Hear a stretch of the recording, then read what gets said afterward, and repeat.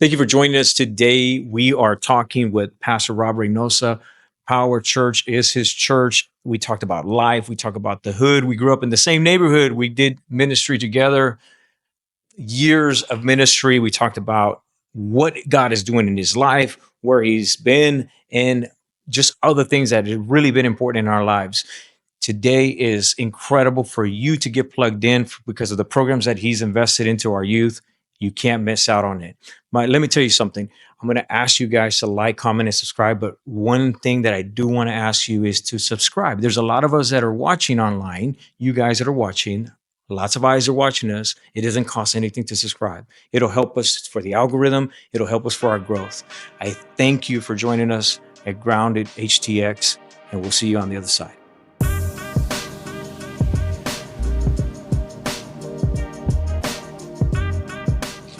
Guys, we're here again, and we're so excited today. I have a friend, Rob. You know it go as Rob, Robert Reynosa. You go as Rob, right? Mm-hmm, okay, you're my brother, Yep. friend for a long time. And let's get into it, man. Let's just talk about what's going on. So, an official introduction of Rob. He's been in ministry for a good while, and we've known each other for over 2 decades already, brother. Mm-hmm. And he's been working in the areas of Aldine. So let me tell you a quick bio of Robert. He's a husband to his wife Monica of 17 years. He's a dad of 3. He's got teenage kids. He's a senior pastor and founder of Power Church. He's also the program director of Homie's Mentor. Some of his hobbies include coffee, film, traveling, and being an amateur foodie. And although once upon a time, this is part of your bio, is that you used to be a menace to the community of Aldine. Your passion is to minister to the community now. So yeah, man. Let's start about this. I mean, I've known you for some years. We grew up in the same neighborhood, and why don't you let the audience know a little bit more about yourself? Maybe that maybe I don't know, and maybe that they don't know, just to get to know who you are. Well, maybe what they don't know, all my family's from San Antonio, and west side of San Antonio. And my mother's the oldest of like 13 kids or something. She was the first one to actually move to Houston. And then everybody else followed her. And my mother lived wherever she could pay the rent, and so we lived everywhere, like all over the north side of Houston. Mm-hmm. We grew up real poor, like really poor. And when we got to Aldine, we were so poor, I thought Aldine was like for rich people. Are you serious? Like we got there, I was like, "Oh, this is for rich people," Oh my god! Because it's like actual houses. Like I lived in apartment after apartment after apartment, and no, I remember I lived right there across from Grantham Middle School. So I remember when that bell rang and all the kids came out, I was like, "Wait a minute, maybe this ain't for rich people." Seen it. Those are like the townhomes, right? Like, yeah, the exactly. townhomes right there, on Sunnydale, right? Yeah, we live right next door to those townhomes. And I was like, I saw the kids. I was like, oh no, this ain't for rich people. Like these people look like me. So yeah, I got to Aldine right when I was a teenager. And so, from there, I think, so I don't want to say I started getting in a lot of trouble, but that's kind of what happened. Like my dad, he was in prison for he actually was served a 25-year prison sentence, and he did, I think, 10 years of that 25. I was like 9 years old when that happened. So I kind of followed in his footsteps. I was arrested like 5 times before the age of 15. And I actually got arrested at Grantham Middle School. That was the last time for possession. And I did 6 months at Harris County Youth Village, the one right there out by NASA Road 1. And that's actually where I decided to give my life to Jesus Christ. So we was a little menace to Aldine. But then by the time I got saved, I wanted to come back and be a minister to that same community.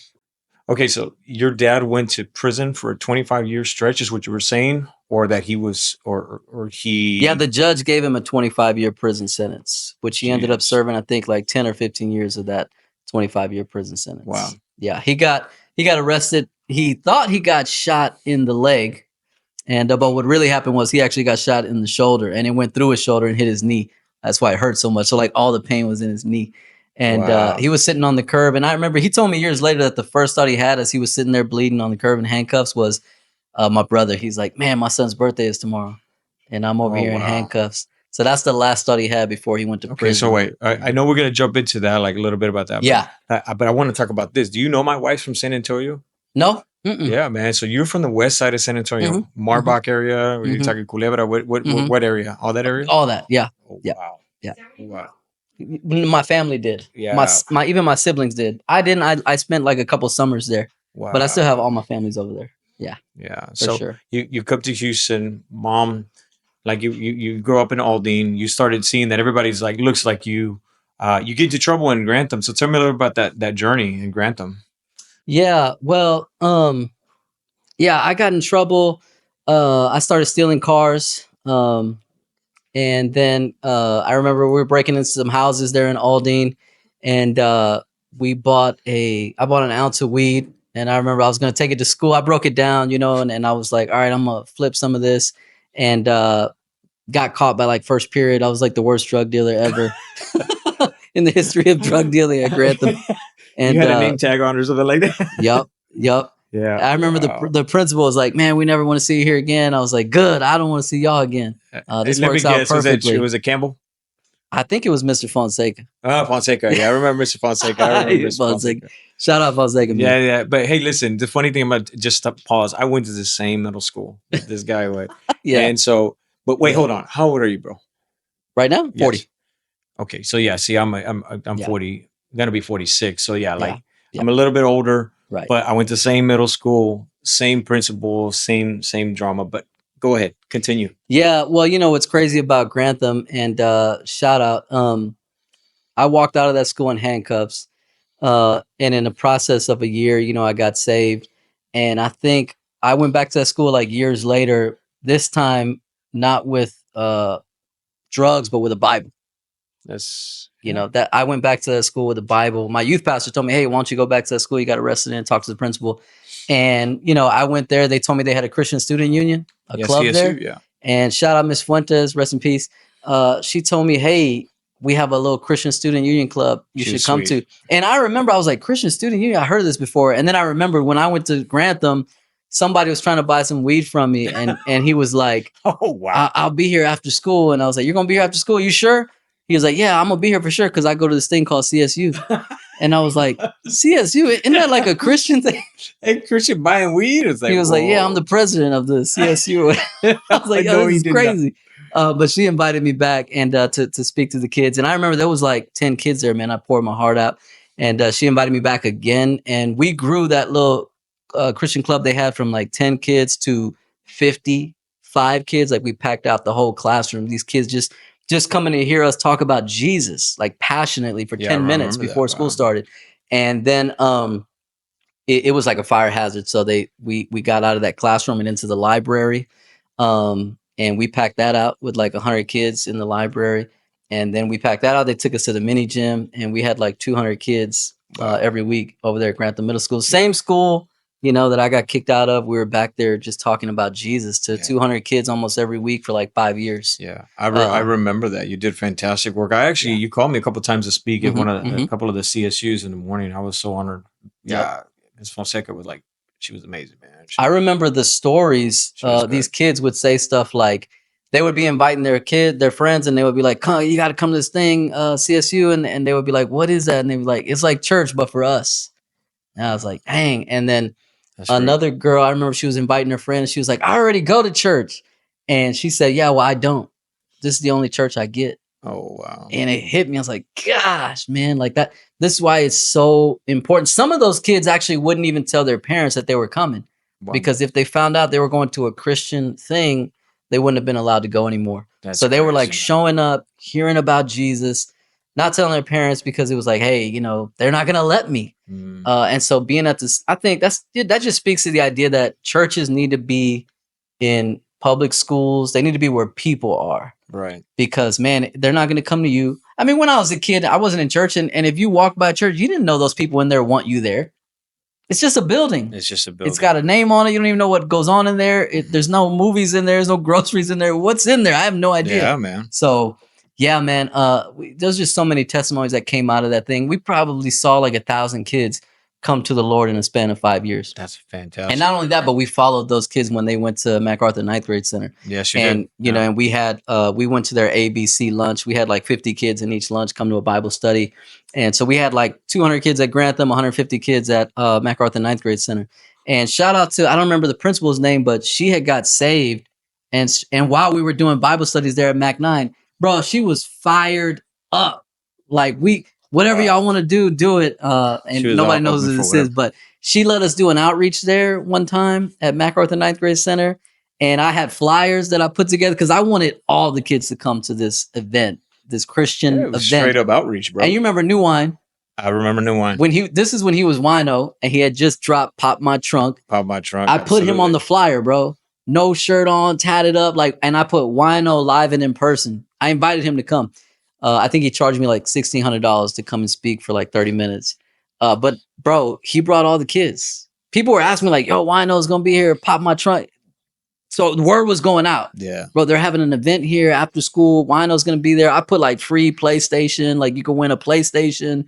One of the kids caught on. He was like, Wino, is he gonna be performing? And I was like, he's gonna be live in person. He wasn't gonna be performing, but he was gonna be live in person talking to the kids. We had Trey Nine come out. He brought his Trey Nine's- breakdancing crew. Trey Nine's He very was. good. I actually had Trey Nine like present the gospel at the event. 400 kids showed up.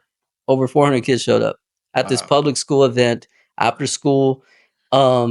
Trey Nine did the altar call. He said, "Man, if you want to give your life to Jesus, follow Rob into the cafeteria across the hall." All you hear is a rumble, bro. All these kids coming down off the bleachers to go give their life to Jesus That's Christ. fantastic, man. And so we probably led over like 300 kids to the Lord right there. Because the principal is fired up. That's the thing about ministering in public schools. Like, man, if the staff is fired up, you're going to be able to talk about Jesus, but it's Yeah. up to the staff. But just to say, like, man, we went through so much drama and trauma there in public schools, but man, that's where kids are hungry to hear about God. They're receptive, they're open. So I just want to encourage anybody, like, if you can get in a public school and talk Yeah. about Jesus, go. So I got a question, man. Like, I mean, like you. I mean, you're saying that candidly, like a few setbacks and drama. Like, is there something you're liberty to talk about, especially like some of the crazy experiences of doing ministry inside of the public school system? Well, I just mean like the fact that like when I was at MacArthur Ninth Grade Center, I remember one day I was wearing an outfit that was black and gold. Mm-hmm. And this is like, I was on my way to school and I was like, oh man, why did I wear this outfit today? I'm in black and gold.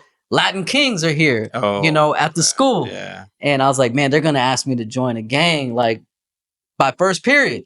And sure enough, when I showed up to the cafeteria, two of them kids in there that were straight up, involved in gangs, they started looking right at me and they started talking to each other. I was like, oh man, they asked me to join a gang right there. And them dudes, I already knew, like, bro, these are straight thug life kids. Like, I'm not even into gangs like that. So I told them no. They asked me, bro, you want to join? I was like, nah, I'm good. Just because they don't even know me, right? It's just like, bro, this guy's wearing our colors. Like, let's ask him. Right. That just like you think about that, bro. I could have made a decision to ruin my whole life right there if I said yes. One yes.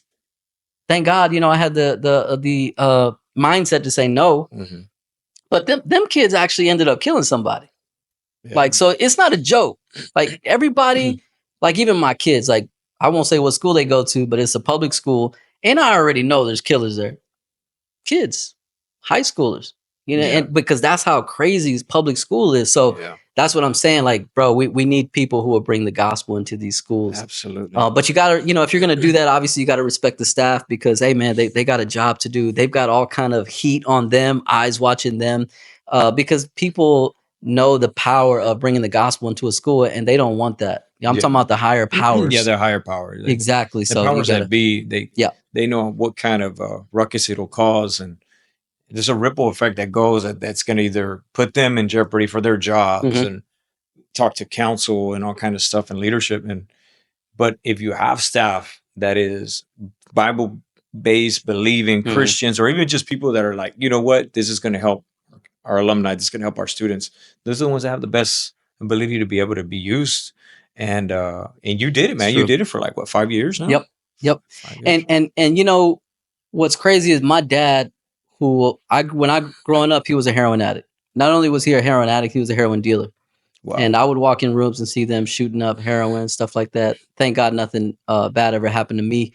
But he's the one who got me into the Bible. I went to live with him one summer in San Antonio, and we had a little schedule where I would go home from school, do my homework, and then he would read me a Bible story. And then we'd go get some gummy worms. Like, that was our schedule. while he was dealing heroin out of the house. But he introduced me to the world of the Bible. It had a picture on one side and a Bible story on the other. You know, you got David and Goliath, Noah's Ark, that sort of thing. And man, I was like fascinated by the Bible. Like I was second grade. I remember that's when I got into it. Wow. Went back to Houston. I brought that Bible with me that he gave me.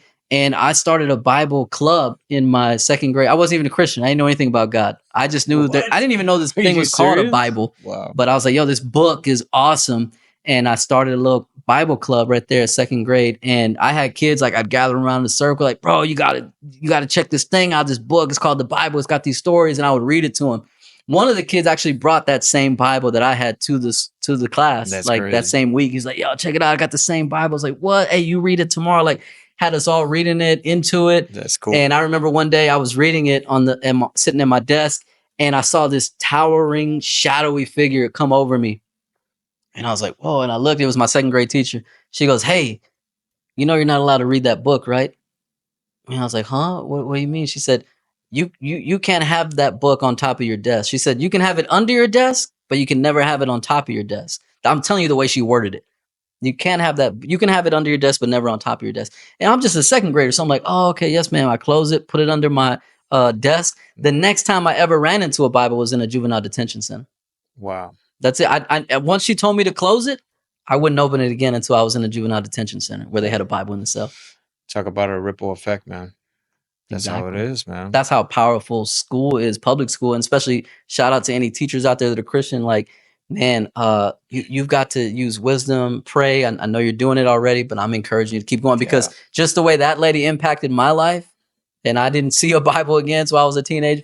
Like that one little decision like that. So you can influence these kids, man, to use your influence well. Yeah. Wow. So even then, like right now, like the public school system, I mean, what hope do you see?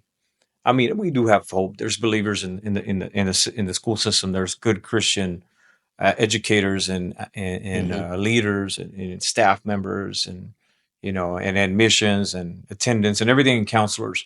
But it's so powerful, the movement. Like we talk about it all the time. I mean, you see it on the news. Mhm. There's always an agenda. There's always talking something, and then when it goes against anything against the teachers union, don't touch it. Don't talk about it. Don't deal with it. That's that you're swimming in dangerous waters because they control a lot of the entire the narrative. And now that they're trying to separate, the federal funding for schools, I'm pretty sure. Have you read on that? Like, No, I not really, read on no. it. It's like Okay. so a little bit. And they're trying to take away the federal funding from the schools and let it to be a state funding thing, but. They're trying to remove themselves away from the National Board of Education because it's a federal board of education, but it's like it's state based and it's county based. So it's like they said, well, the state needs to take care of their own stuff and the county needs to take care of their own stuff. But now you have a whole bunch of people that are like in the federal, the Fed education board that are going to lose their jobs, but they're all Washington D.C. bureaucrats or whatever lobbyists, and it kind of sounds like I'm like pitching towards them like negative, but that's where we get like they take the Bible out of school, Right. They take common sense in a lot of areas. Right. Now we have to respect individual. Well, I mean, I use my words cautiously, but now we have to be accepted for whatever with the identity politics and the gender dysphoria, but now it's not. It's not it's an funny. issue. It's like, crazy, hey, bro. you guys can't bring your Christian agenda in here, but we can bring ours in here. Right. It's like, come on. And supposedly it's like, hey, this is a public school and we can't force any worldview on kids. But you're already doing it. Like, bro, come on. Come on. I don't know. Do you know? You've heard about it, right, Vic? You've heard about that the school that actually started putting litter boxes inside of classrooms. This litter boxes in the classroom. I'll be drinking water on that. No, I actually have not. no, look it But I up. would use it. Yeah, there's kids that identify as furries Okay, yeah. and sure. cats, Mhm. and they've required. No, this is not a joke. It's not a parody. Look it up. It's not a parody. If it sounds crazy, it's not it's satire. true. It's not satire. If it sounds crazy, it's true now. Yeah. Yeah. So we got litter boxes Mhm. because kids have identified as furries or as cats, and you can't discriminate about that. but you can't take a Bible to school. You can't preach outside of the school. You can't say there are two genders. You can't say these kind of things. That's hate speech. Mm-hmm. And Yeah, it's and hate speech. and according to our belief system, we believe we were created in the image of God, the Imago Dei. You know that. We know that. This is what we teach our kids. But if they're going to school, to the public school system, and what they're trying to do is unteach all that, they're just trying to unteach it. So a simple, you can't have that book on your desk. Mm-hmm.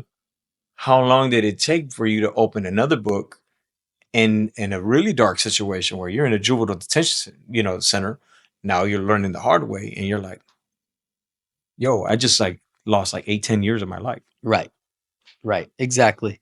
Yeah. And it's so funny. I just wanted to go back to what you said. Trying to separate sex and gender and saying, oh, they're two different things.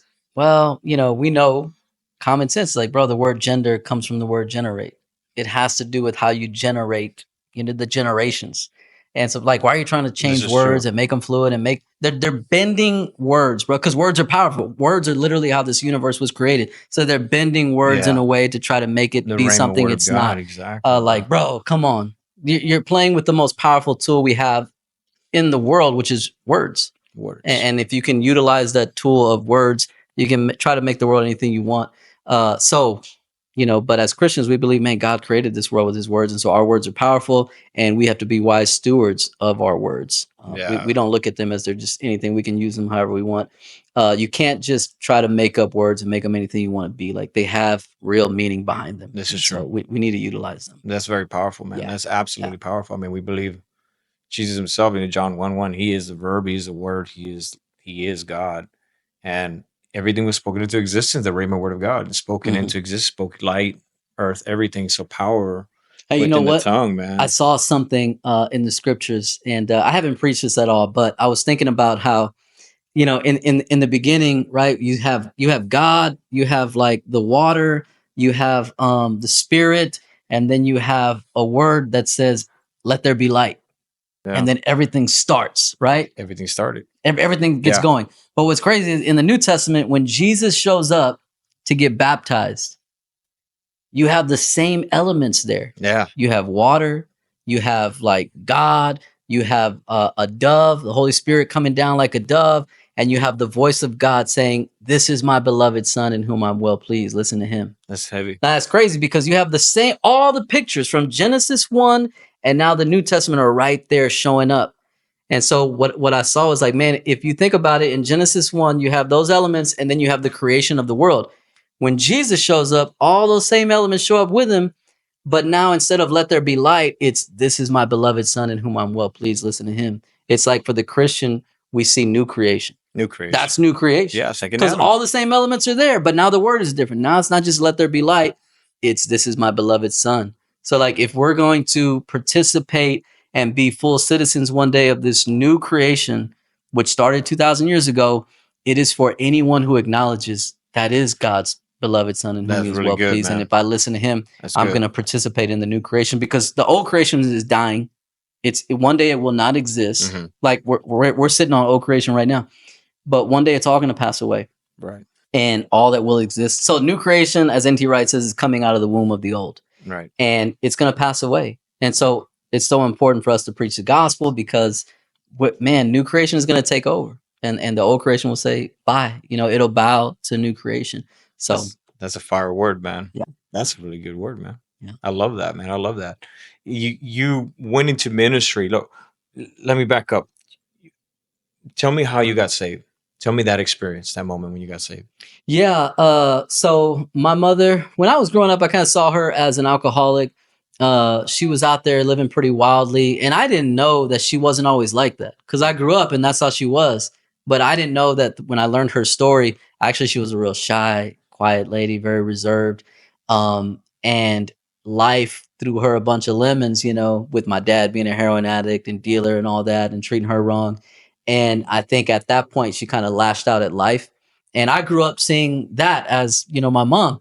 But so thankfully, she basically had like some spiritual experiences and she got saved. I started noticing her go to church. I noticed she wasn't drinking as much. And all of a sudden she was at this place called church on Sundays. Mm. And I was like, man, she's acting kind of weird. Like she's acting kind of different. What's going on with her? Because in my family growing up, we always knew that there was God and the devil, and we weren't on God's side. Like that's just something we knew. God is real, the devil's real, and we're not on God's side. We want to be, but we always knew like there's a certain way you have to live, Right. and we're not sure we're ready for that. Yeah. Like God is real, and if you're gonna really live for Him and represent Him, you have to change your life. I don't know how we just knew that, but we did. And so we kind of knew we're Team Devil. Like that's the way we're living. But my mom, she started getting saved, and I didn't know that at that same time my dad got saved while he was in prison. He read a scripture in the one in Ezekiel that talks about breaking the stony heart, and that God will replace it with a heart of flesh. Absolutely. And he told God, like, man, my heart is as hard as it gets. And God, if you can break it, you can have it. And God did. He broke his heart and he became a Christian. So he's praying for us. And my mom gets saved and she starts inviting us to church. I remember one time I went to church with her. She was going to a Spanish speaking church, and I don't speak Spanish. Shout out. Sorry. You don't speak Spanish? Exactly. I already know that. I went to the church. Like I had a crazy idea. I was like, man, I bet I could show up to that church and God can like miraculously help me learn Spanish. Like right there. I'll learn everything. I can understand everything. You had that faith. Yeah, because he's God. He can do anything. I'll just show up and I'll just know everything he's saying. Yeah. I showed up. I didn't understand a word the dude was saying. Like, blah, blah, blah, he was going off, like Ricky Ricardo going off on Lucy. I was like, man, I don't know what. I was mad. I was like, man, God, where you at? I thought you could just help me understand everything he was saying. Right. And I'm sitting there, and I'm standing there in the pew kind of upset. Preacher's going off. And I feel these hands on my shoulders. And I thought, okay, I rolled my eyes because I'm like, whatever. Some dude is happy, proud to see some young man here in the church. And I looked behind me and there was a dude standing about 3 rows behind me and he smiles at me. And I was like, whatever, dude, And then he puts his hands on my shoulder again. I was like, man, I look back at him and he's about 3 pews behind me and he's smiling. I was like, man, this dude's crazy. And then that third time I felt those hands on my shoulder. I was like, wait, he's 3 pews behind me. Well, unless he's got go-go gadget arms, he can't reach me. Yeah. And I just like had this holy moment. I was like, yo, this is God touching my shoulders right now. Yeah. And I just kind of cried a little bit. And and in my mind, somewhere in my heart, I just knew like, okay, that's an angel in human form. And God's letting me know, you may not be able to hear me right now, but you can feel me. And so, man, those kind of moments were like, yo, but the more my mom was saved and getting into church, it was getting real serious, and I was getting in more trouble as she's praying that I would get saved. I remember I went to church with her one day and she was giving an offering, and on the offering envelope, it had a thing that said like your prayer requests. And so she wrote on there, I was being nosy, like watching what she put, and she put, pray for my 2 sons. And I rolled my eyes and I'm like, here we go again. Pray for my 2 sons. Like, this lady crazy. She drops it in the bucket. And as soon as she drops it in the bucket, the preacher says, hey, there's a lady in here. You've been praying for your 2 sons. I just want you to know that God's going to do something big in their lives here pretty soon. And I'm like, bro, I just saw what she wrote. Like, unless he's got like some spies, like giving him the word in his ear, like, bro, how would he know? My mom wasn't even paying attention. I would look there. She was like in a zone somewhere else. I'm paying attention. Like, bro, what in the world? So, I went and told my brother, like, yo, God was talking about us in church, man. Like, this is crazy. And so I kind of thought like, man, I need to give my life to Jesus. Like I was like heavily thinking about it. I need to give my life to Jesus. And so, but again, I'm still getting in trouble. I'm still acting a fool. How old were you when you accepted Christ? I was about to be 16. And I ended up getting arrested like Grantham Middle School. I go to Harris County Youth Village. And it's there when I start really thinking like, man, that's it. I want to be a Christian. And I was in Harris County Youth Village. I remember I told God, I'm going to give my life to you. And it was a Wednesday, and I remember telling him, but not today, Friday. No, really? Because back then at Harris County Youth Village, if you had been there for over 4 months and you had good behavior, you could go home on the weekend. And so they don't do that anymore. But man, I went home because I'm telling God, when I go home Friday, I'm gonna give my life to you. So don't let me die from now till Friday. I told him, and don't let me die on the way home. Like I had all these little things. And I had one of those little books that show you how to give your life to Jesus. It has the story and then the 3-step process or whatever. And so I literally read it because I didn't want to do it wrong. People who are locked up, it's all about like the rules and you have to do it the right way. So I'm reading it like, all right, God. Protocol, right? It's all about doing it the exact way that it's supposed to be done. And so I gave my life. As soon as I said amen, I felt different. I said amen. And I felt way different. I'm like, whoa. I felt like things were lifted from my shoulder that I didn't even know were there. A weight that I didn't even know was there. And so I went back into Harris County Youth Village that Sunday. I wrote a letter to my mom. I left it on the passenger seat so she could see it. Like, hey, I'm a Christian. I told her thank you for everything. And I went back in there in Harris County Youth Village, and I was telling everybody about Jesus when I got back in there, and they did not like it. all the youngsters in there, they didn't like that I was a Christian now, and they were like, "Man, we missed the old Ray Nelson." They call you by your last name in there. Yeah, yeah. Man, we missed the old Ray Nelson. I was like, man, he's dead, bro. And I was trying to teach him about the Bible. They were like, throw it, bro. Like one kid just slapped it out of my hand. It just flew like 50 feet. He did not want to hear it. And later I was like, bro, why you tripping? He's like, man, I was messing with you. I was like, bro, you tripping? What in the world? But man, I remember I was playing dominoes there at Harris County Youth Village. And bro, by then I would say like my passion for Jesus lasted about a month, and then it just went away. Cause we didn't have church. I didn't have nobody to teach me about God, nothing. There's no assembly there, right? Exactly. And I was playing dominoes one day, and I just started cussing up a storm. And one of the guards told me, Reynosa. He goes, man. I said, what, man? He goes, you're backsliding. I didn't even know what backsliding meant. I'd never heard those words before. That's crazy, bro. I was like, bro, I didn't know what it meant, but I felt bad.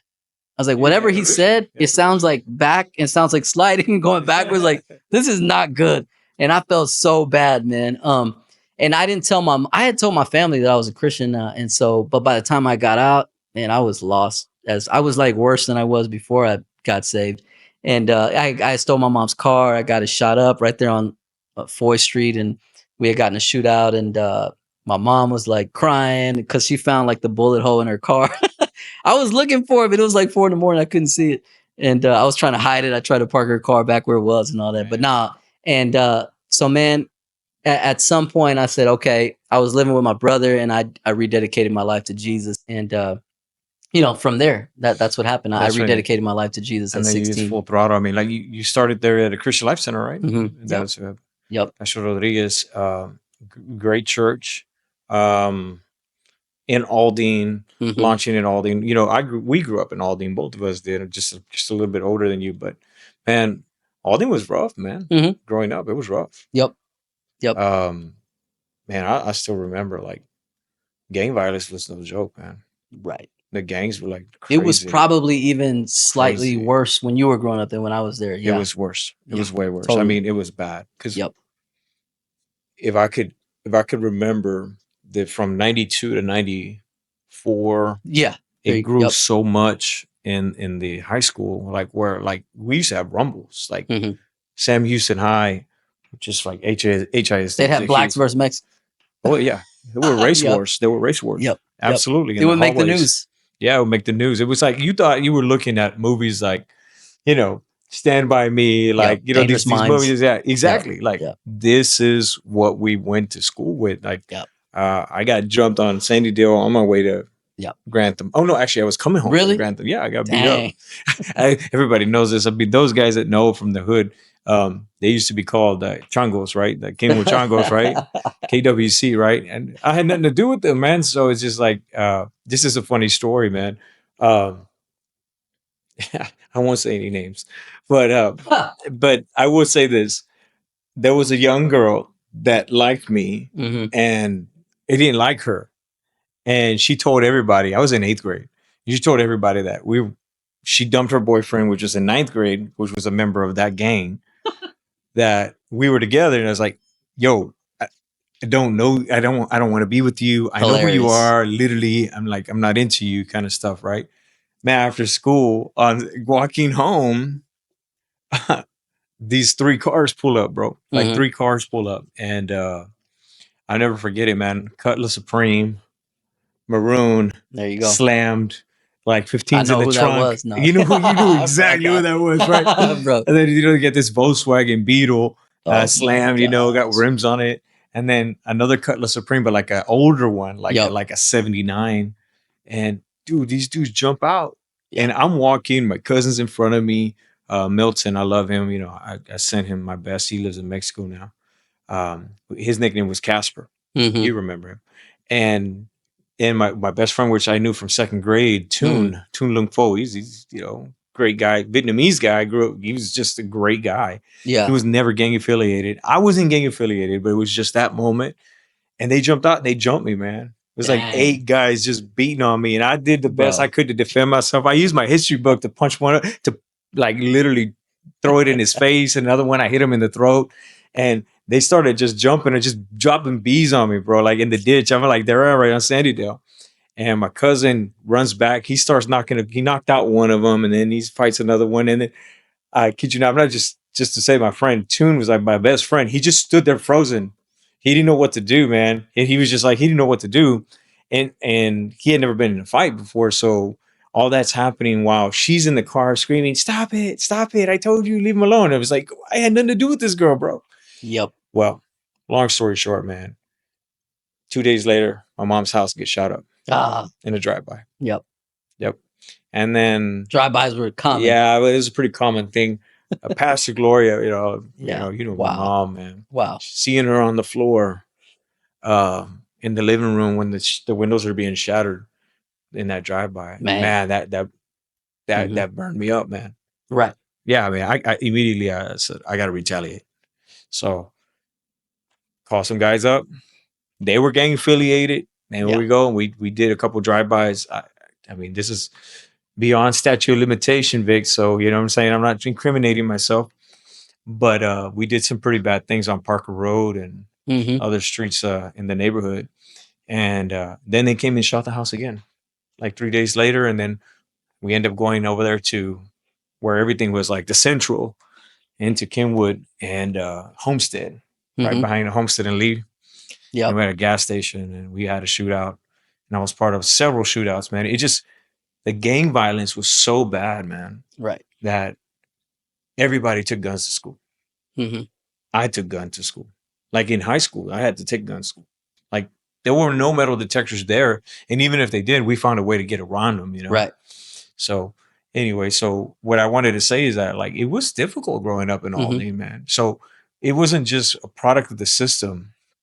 It was just that there was so much going on that kids didn't know how to react. And if they did, they either they get trampled on by whatever, everybody else, or you wanted to belong. And the only way you could belong is by joining a gang, or simply you just didn't have the love at home. So you're just like, okay, well, at least I have like a brotherhood or a camaraderie, and they find that. So man, I still remember that. But see, man, I mean, being in shootouts and all that, and for you telling the story about your mom taking the car and all that stuff, I'll tell you one that's really funny. My mom was having Bible study and prayer night, because they always had, because my parents are pastors, and they had a prayer night. And you know what a vigilia is, right? No. Okay, vigilia is like when they go and praying like till like 3 in the morning, like overnight. Wow. And they had a vigilia, and we borrowed her Delta 88 because my mom drove an Oldsmobile, and I borrow it. And at that time, I wasn't gangbanging or nothing, but trouble always found its way to me, bro. Right. Every single time. Every time. So we went cruising, and for some odd reason, we decided that we were just going to go cruise down Aldine Westville and Parker Road, and then we were going to go pass by Far West Rodeo. Remember that club that was on the feeder? Lo and behold, man, we get into the worst circumstance ever, man. We get put over by HPD, and we look like the way we look. Yeah. We did not look like civilized citizens. We looked like thugs. Yep. We were, we weren't doing bad, but we looked like thugs. We play the part. We all had starter jackets on and all that. And that's whatever. And I say this, shout out to HPD, man. They do the best they could, but back then they were dealing with a lot. Right. You had Harris County, and then you had HPD. Well, HPD, long story short, they beat us up, man. I got beat up by. Well, you know what's funny is that could happen to you, and yet you're still not anti-police. No, not at all. You're still like, bro, that's just the way it was. But here's the thing: had I not got beat up by that officer, a few of them, that's wild, bro. Yeah, I would have never had the respect that I should have for him. And this is not knocking on anybody. Everybody has a different experience. Like, that was like racial injustice and all that kind of stuff. And I remember, man, because I had a mouth. Yeah. Oh, shoot. I had a mouth. Yeah. And I remember that officer saying, "Step out of the vehicle." You deserved it. Yes, bro. Yes. I deserved to get whooped because I knew better. And Mhm. here I'm driving. I got another guy here, there. There's 4 of us in the car. And he says, step out of the vehicle, right? Guns drawn. Yeah. And I'm like, what? You come over here. And he's like, oh, I'm gonna have to come over here. And he literally opened the door. You come over here, you told him. He dragged me out. Wow. He put me to the back of the trunk. He got my head. He beat me on the trunk. Like my head was like beating on the trunk. It was hilarious. It hurt. It was bad. And then they roughed us up. But I learned my lesson, man. And I'm still pro police. Exactly. I never decided to hate police. I actually learned Yeah. to respect them Yeah. in such a way. But anyway, that's just I don't know. I got arrested on 59, and you know where the Chick-fil-A is now, 59 Little York. There used to be a car dealership right there. Yeah. And we were still in a car right there. And the security guard for the bank saw us and he put a gun on us, made us wait till the police showed up. We got arrested. They took us to the station. And they were trying to, because we broke the column, we were trying to get it started. They just wanted to know who broke the column so they could say, okay, it was you were still in the car. The other guys were just with you. So they were asking us who broke the column. And we said, none of us did. It was already like that. Just the dumbest lie you could think of. And they were like, sure. They were all white cops. And they were like, I know about that Mexican code of silence. You know, I know you guys are going to say it. They took each of us like to the room by ourselves. But I remember the cop scared the crap out of me. The cop was like, you guys better tell us who broke the column or I'm going to take you to the back and I'm going to stomp your lungs in.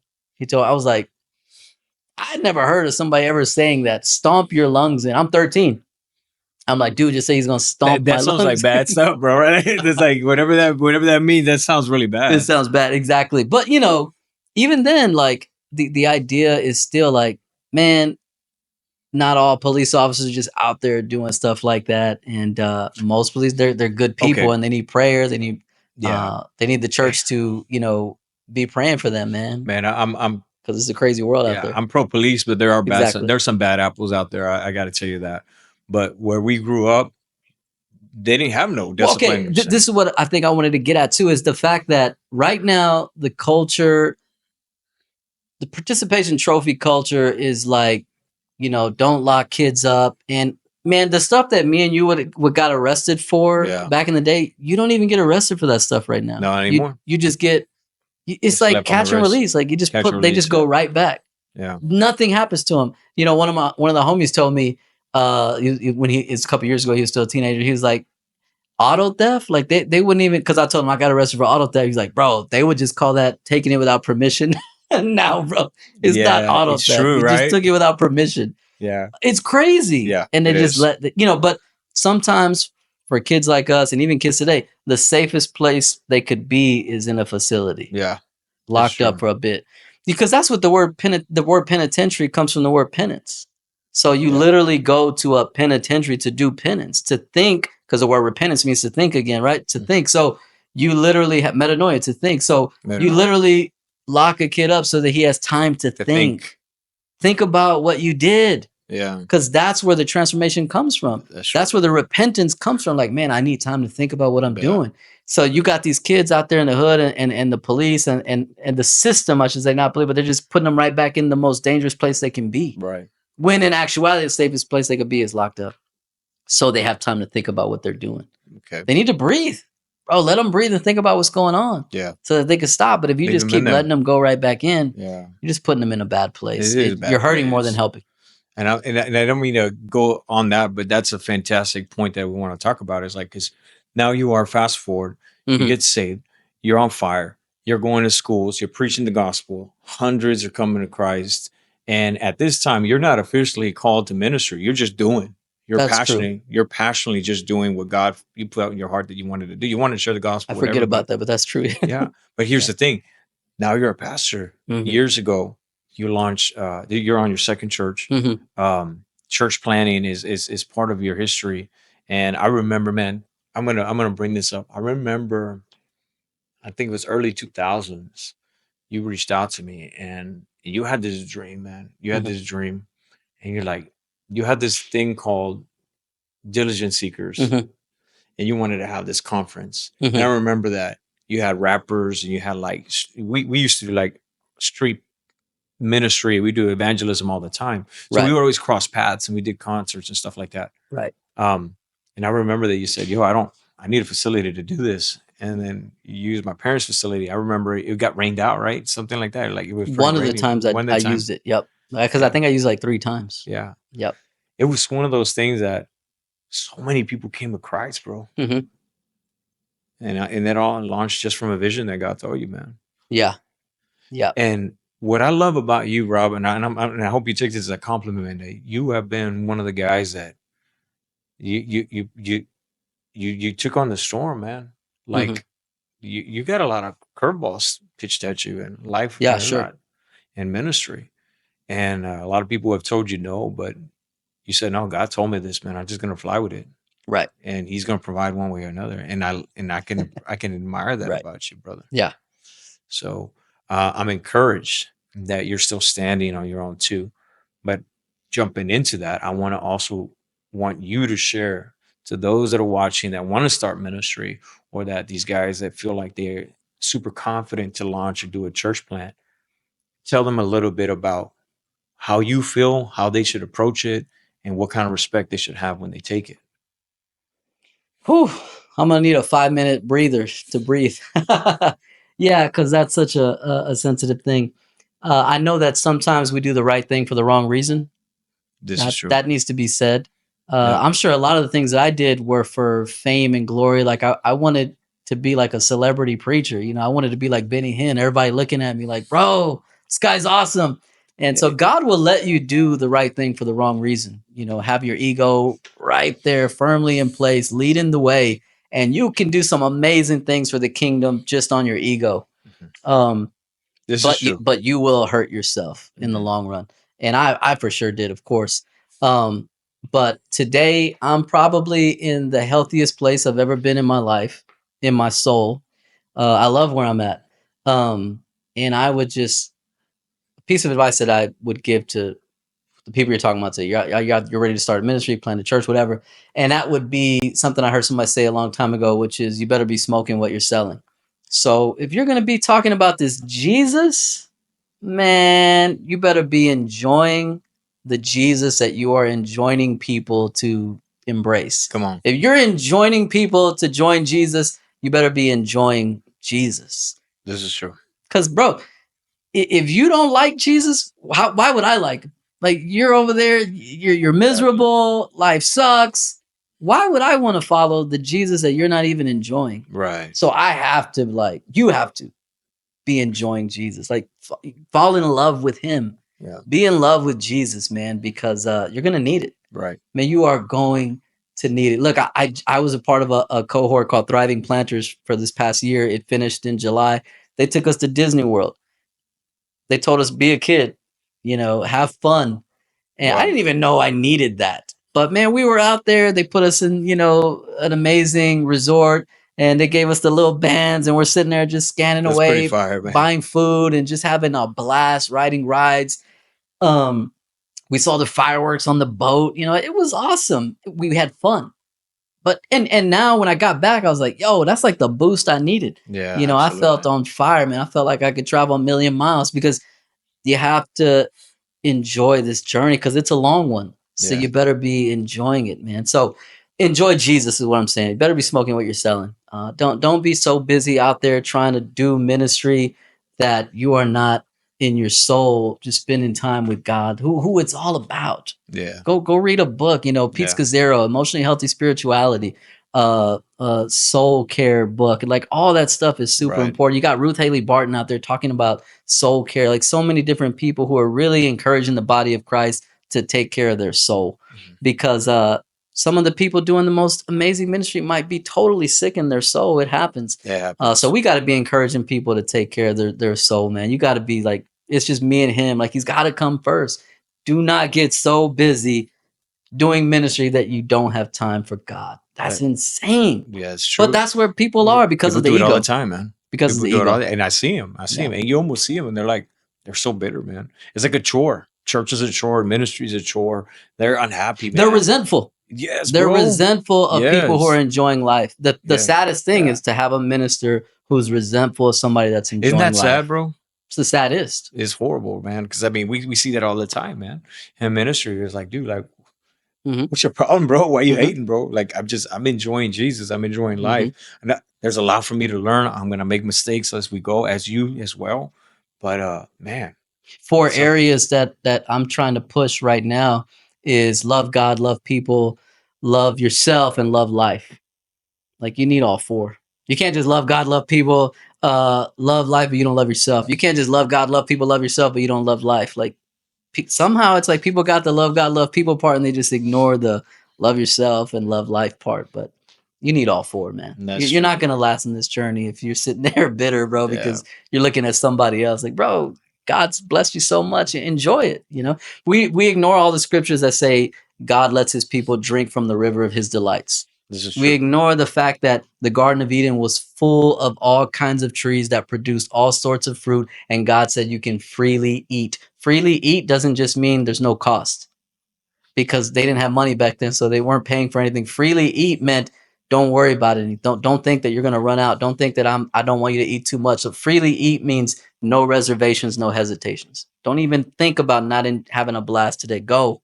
The fact that God said, I'm gonna walk with them in the cool of the day. This The is cool of the day means even the environment, the temperature is awesome. Like, bro, would you rather have a vacation in Houston where the humidity makes it feel like it's 150, or I'd be out there in Cali, bro, where there's no humidity at all? Like, you want to be in an environment. That's why he's walking with them in the cool of the day. Like, what else do you need, bro? right. Like, and they're walking around naked, like total freedom. Come on. I'm just saying, go back to the beginning and think about the fact that even the first miracle Jesus did was turning water into wine at a wedding At a feast. That's the wedding. first thing he does with his disciples, and he chills with Yeah, the them for celebration, man. exactly Yeah, it's a celebration. Mhm. Enjoying life, man. enjoying it. That's You have to. fantastic, bro. But one of the best words of advice that I could give into ministry as well, man. Great word for those encouraging you guys that are going into ministry, or that probably are in ministry, or probably in a crossroad, man. You feel like you're burned out. It's Yeah. just you forgot to love life, man. You forgot to hmm love your family. You forgot to love where you're at. I mean, everybody's like, even Vic, like we get so tired of hearing, we say it all the time, trust the process, embrace the process. Well, not everybody wants to do that, man. Not everybody wants to go through that. Not everybody feels like, you know what, I'm done with this process, hmm Um, well, refocus and get to the point where like what makes you happy, which is not because we serve God out of emotions. We do not serve God out of emotions, but fulfillment comes for the soul in our family, our kids, our social life, our environment, celebrating, breaking bread at a table Yep. together. These things, that is church. Yep. I have more church breaking bread with people, with friends, colleagues in ministry, and just talking about life, man. Even brokenness and the ugliness and the bitterness of life, but breaking bread, that to me is greater than church. Because my personal walk and your personal walk, I mean, we're called to be worshipers in our personal setting, and we're leaders of churches and we're pastors of churches and we're leading that. But like to me, that encourages me and brings fulfillment because like sitting at a table with now, just recently we sat at a table, we broke bread with a friend of ours and his whole family, and just to hear that they've been in ministry and hmm they're in a great position and recognized by thousands, but they're just simple people and they feel tired hmm and they feel alone and sometimes they feel a little confused, and then it's like, you know what, it's okay to feel that, and it's okay to cry it out, and let's laugh about this, let's talk about that, and let's joke about this, and it gets to the point where like, wow, man, I really needed that. And there Yeah. was moments that I felt that way too, man. So Yeah. One of the things that has helped me recently is knowing what the purpose of the church is. Because I've been in church over 20 years now, and I probably didn't even know what the purpose of church was to the last 5. Like, why are we even here? What are we doing? What is the real purpose here? Because you can get so caught up in just doing stuff that you just assume. I guess this is what church is. We're here to win souls. Like, well, it's not one thing. If I and I just created a definition myself for what church is based on like stuff I looked at. But church is confessors who consistently gather corporately for the purpose of exalting the Lord, edifying the saints, and evangelizing the lost, performing the ordinances of baptism and communion under the care of elders until the return of our Lord Jesus Christ. That's what church is. So when you go to church, church is awesome when you know the purpose of it. We're here purpose. to exalt the Lord, edify the saints, and evangelize the lost. The Bible says that you should not neglect the gathering, the assemblings of yourselves, as we see the day of the Lord approaching. So you have the Sunday is supposed to just be a small picture of the big Sun's Day that's coming. So like, all the stuff that takes place, that because we're looking at the big Sunday that's coming. Yeah. This is just a small Sunday, but the big Sun's Day is coming. So I think a lot of people don't even know what the purpose of church is. So please, sit down, take a break, ask yourself, what is church really? And it's not about coming up with your own answer. Like even what I said is not me, that this is what a lot of people are saying this. This is true. But you got to know what church is. Otherwise you're just wasting your time. This is true. And you're wasting a lot of other people's time, money, and resources. And you're going to hurt a lot of people. You need to know what the heck's supposed to be happening in church. People are just making stuff up, and that's not going to fly. What does the Bible say church is? Like that? That's what you need to assembly, know. Yeah. We're here to exalt the Lord, edify the saints, and evangelize the lost. At our church service, we say that right there at the beginning in the preliminaries because we want people to know why we're here. We even want everybody that comes every Sunday to know why they're here because we can just forget. But we need to know those are the three main things we're here, and even in that order. First thing we're here for is to exalt the Lord. Hope we edify the saints. I hope we evangelize the lost. But we are here to exalt the Lord first and foremost. That's good. I'm so curious about something, you guys, and sorry to interrupt, but since you guys are on the topic of church and running the churches and the mantra behind the church, y'all mentioned that some pastors experience burnout, right? Obviously, they're humans; that makes sense. But both of y'all being pastors and having a flock at of different sizes at different times, what is the hardest thing about being a pastor, being someone who leads a flock, and then on the other side, what's the best part about it? And maybe if you can each, give your answers. If you want to start, Rob, and tell me, Yeah, I would say the hardest thing about being a pastor is simply the people. The people is the hardest because that's what it's all about, right? The hardest thing, because when you're exalting the Lord, that's the easiest part. Man, I show up and I sing to God. I offer the sacrifice of praise. That's not difficult. Man, I'm gonna do that. But people, that's what's gonna break your heart because you love people and you want what's best for them. And here you are pouring your heart and soul out to people, and they still do the opposite of what the word says, what they know in their heart is right. They still go the other way. You're just like, dang. And because you love people, if you really love them, they're gonna break your heart. Yeah. But I think it hasn't broke my heart in that it hasn't destroyed my heart because I already knew that going into it. People are gonna break your heart. So when it happens, I already knew that was gonna happen. So that helps a little bit. It doesn't necessarily completely take away the hurt, but you're like, I knew that was gonna happen because people are people. I break God's heart all the time. So yeah, people are gonna do that to me. So that's the hardest part is the people breaking your heart because you see them not living in the will of God. And man, that's what you want for them. You want them to live in the will of God. And then the best thing, of course, is right back again, the people. I take people to, I went to Israel now 7 times, taking people on tours in the Holy Land. And people ask me, what's the best part about it? People. Seeing the people that I bring, the look on their faces, the tears when they get out of the plane, praying at the wall. He's like, that's what it's the people. It's just like, and so that's the best part about church is seeing people's lives change, seeing people's eyes open, the lights turn on, all that stuff, like seeing people get saved, marriages restored, people healed.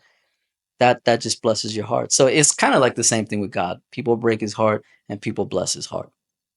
Yeah, Fantastic. You, Danny? Man, that's pretty much he pretty much hit it on the nail.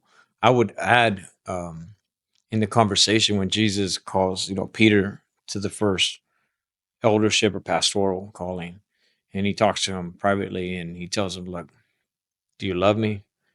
And he's like, yeah, I love you. And he's like, Peter, do you love me? You know all things, Jesus.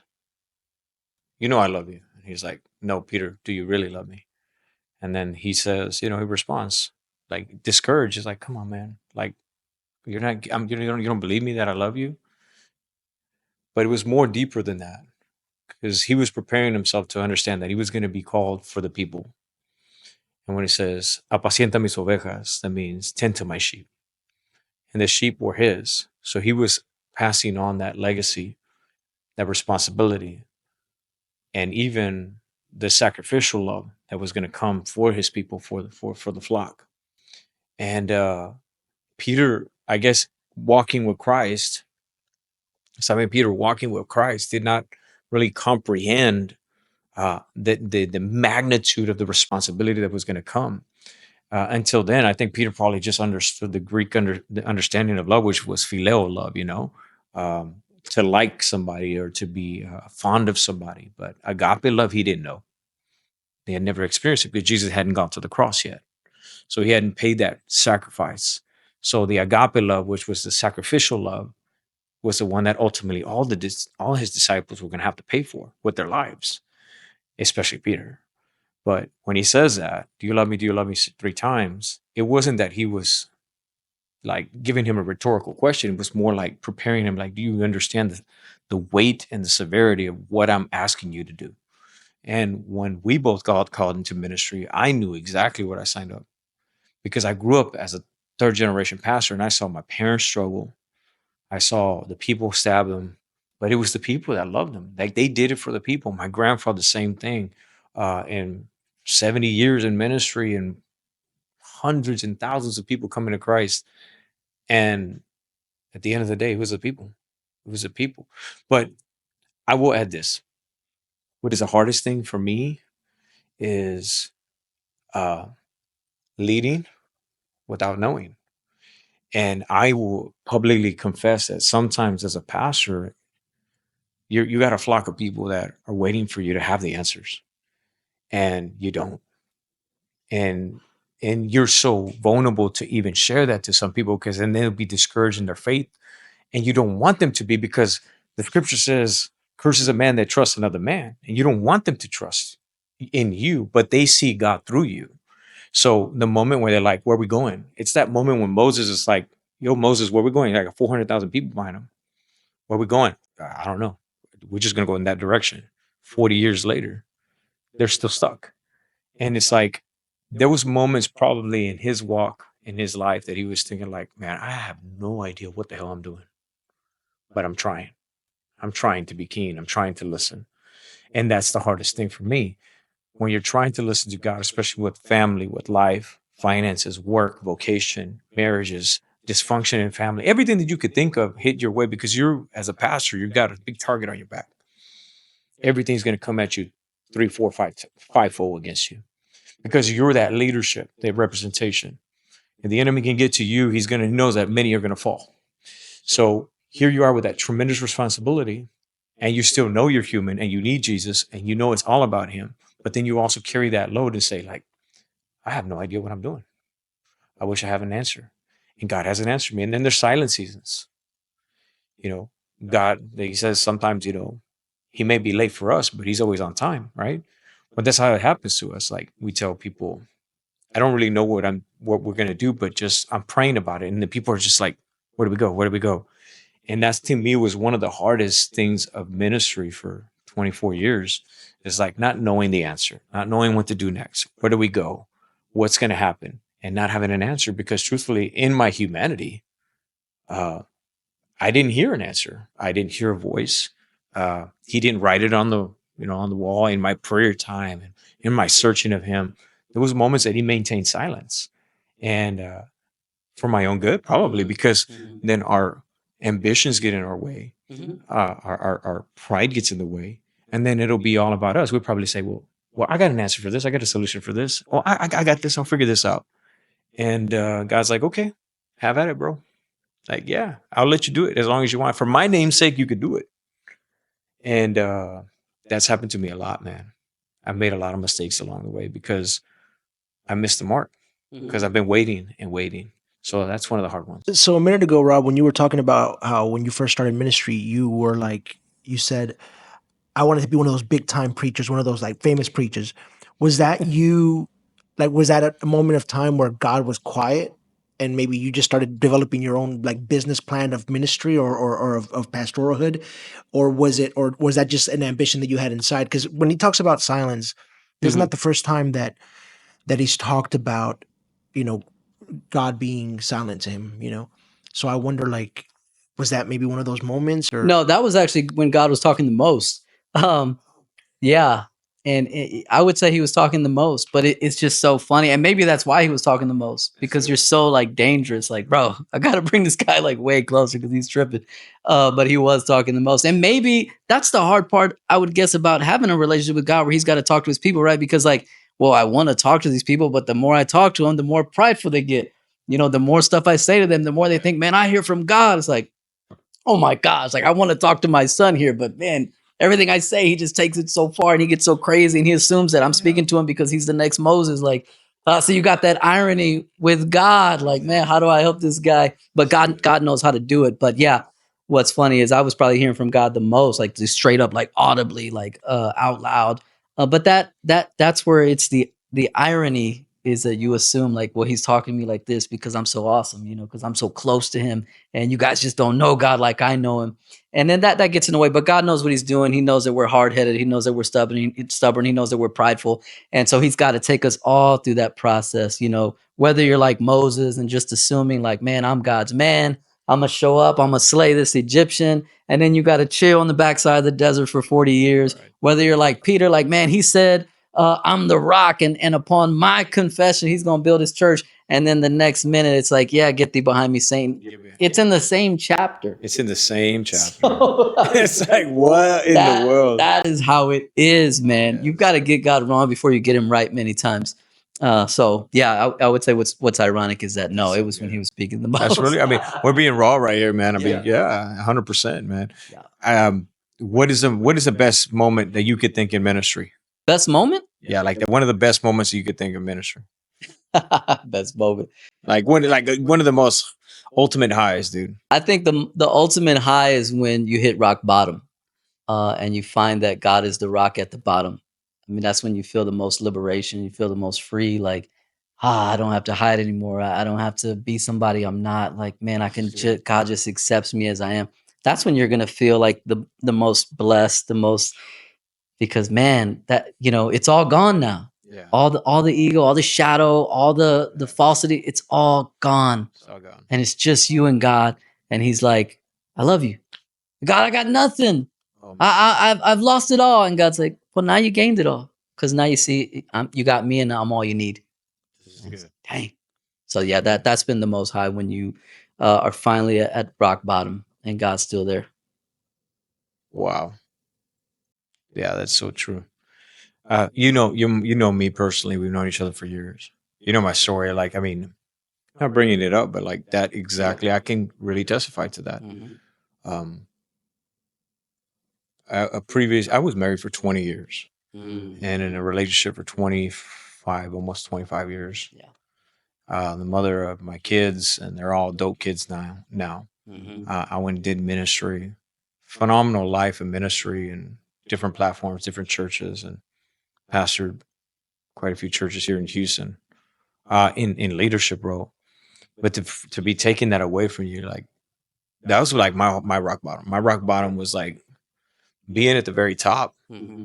in front of thousands on TV, traveling, and not knowing I didn't deserve it. Mm-hmm. And then one moment to the next, waking up one morning and out of respect for whatever, but I have to testify it because there's got to be somebody out there that needs to hear this. When you wake up the next morning and somebody tells you, you know what, I don't love you anymore, and I just don't want to be with you. And you're like, yo, like 20 years in, and you're wondering, like, what did I do? What was missing? What was left over?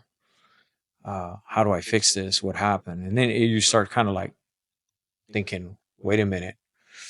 I got 1,000 people waiting for me, mm-hmm. on Sunday service. I got a staff of over 100 people,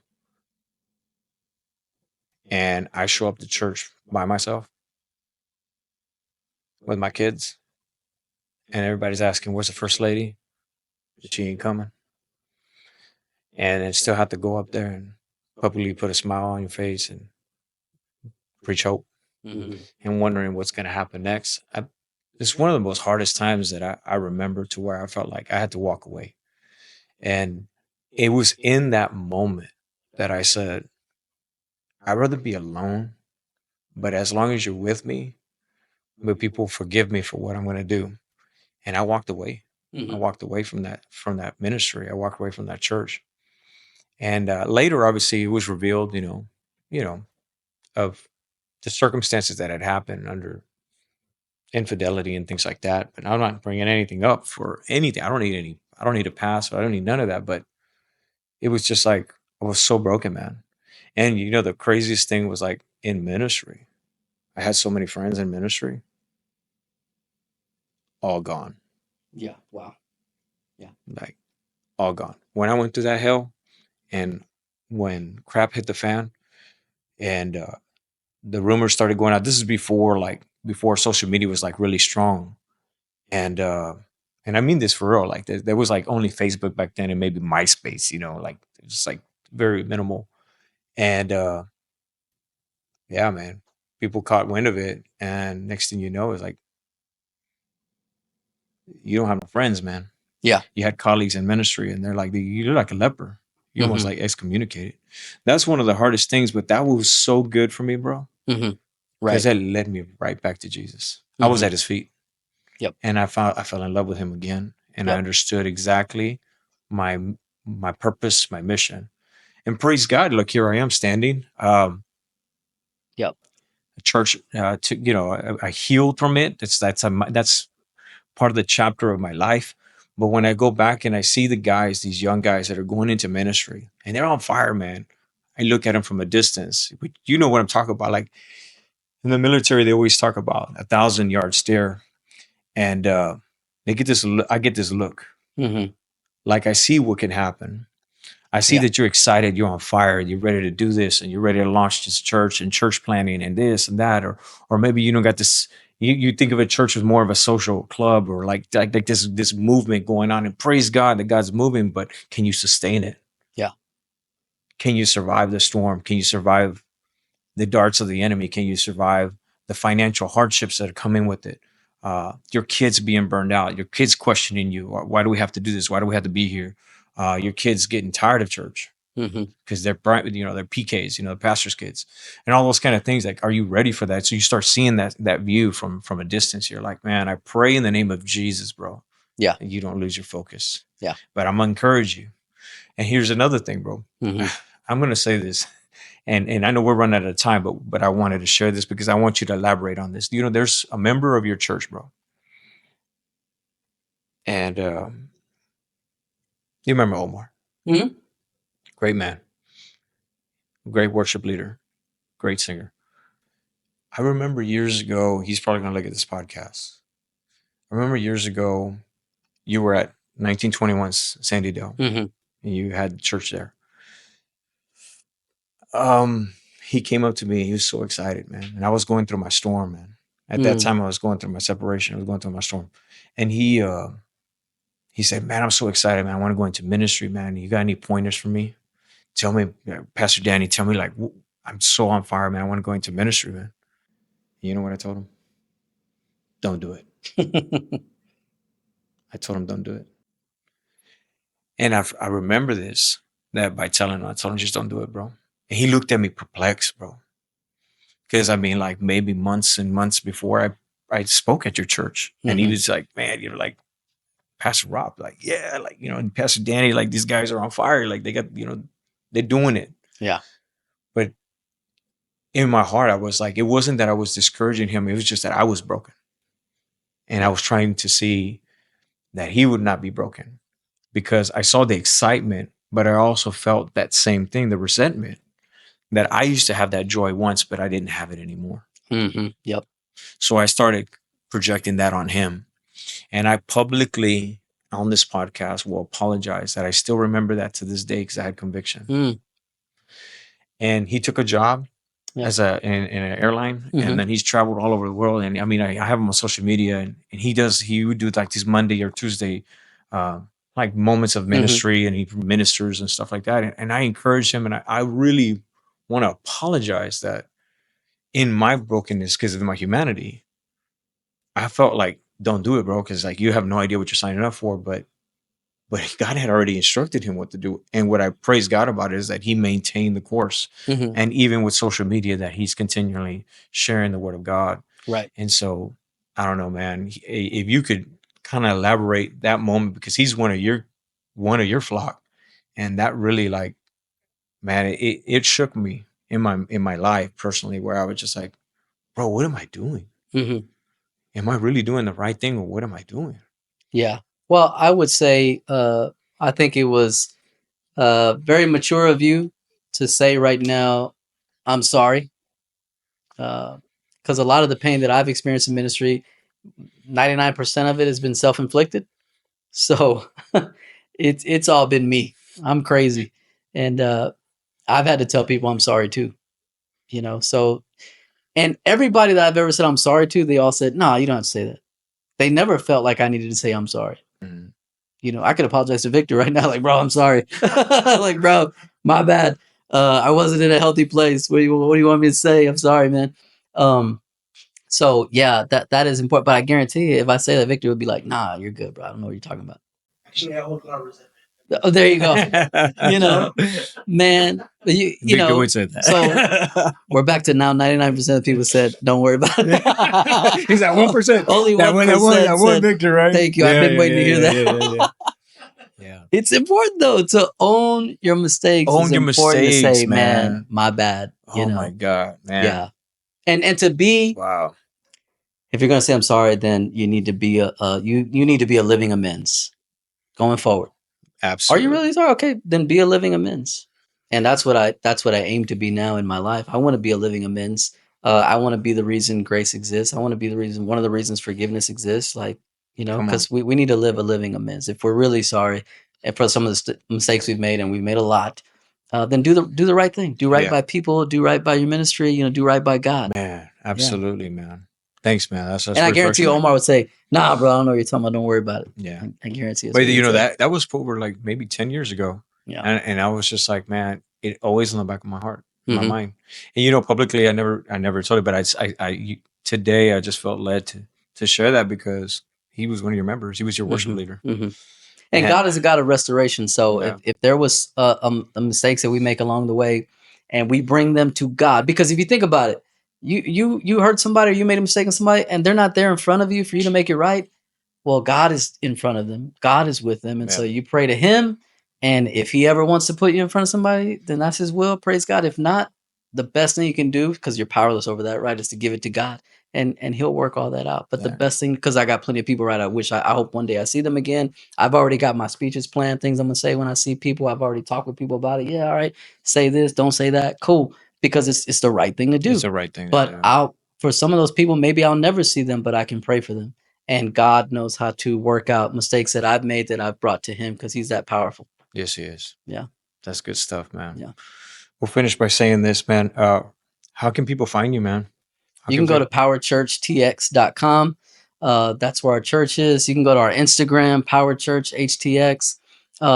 We post everything on there, all our little devotionals and our service times, because we're moving to a new location. Maybe we'll get there by the time you hear this. I don't know. You can also visit our other website, homiesmentor.com. That's a website I have for the little sticker right here. Homies is a really cool program. Yeah. Real quick, give her like a real quick. So right now we're mentoring high risk youth.